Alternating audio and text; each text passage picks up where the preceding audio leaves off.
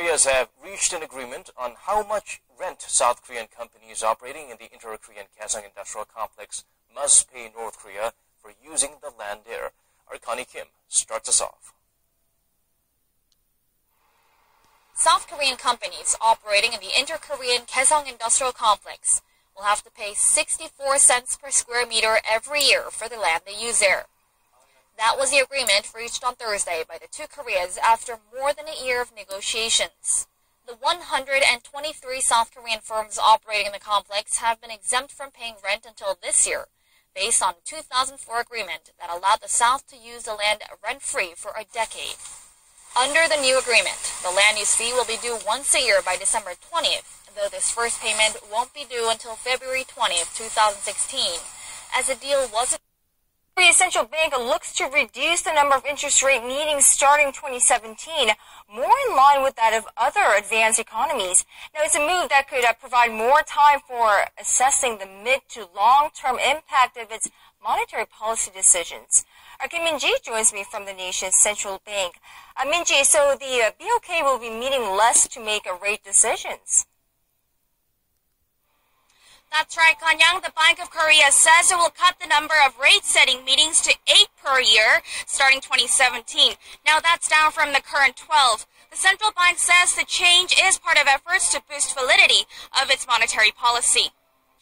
BOK Governor Lee Ju-yeol has previously said that central banks in major advanced countries are reducing the number of their meetings, so the monetary policies are based on long-term goals and outlooks on future conditions.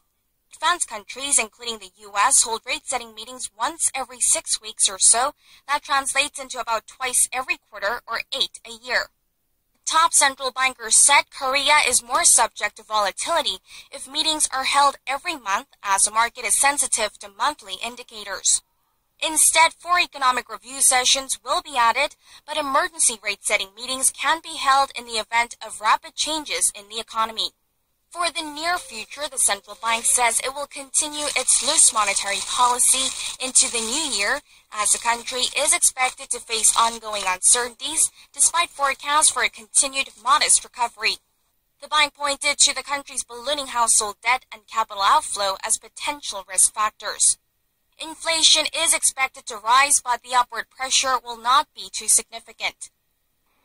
For now, the central bank says it will keep a close eye on the markets and continue to pursue stability. Kanyang.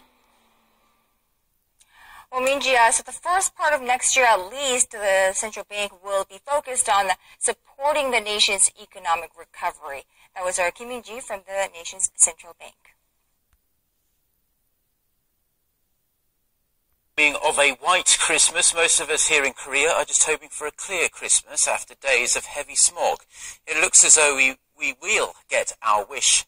However, from Christmas Day at least, in the meantime, today is going to be the heaviest concentration of pollution and fine dust we've seen over the past few days.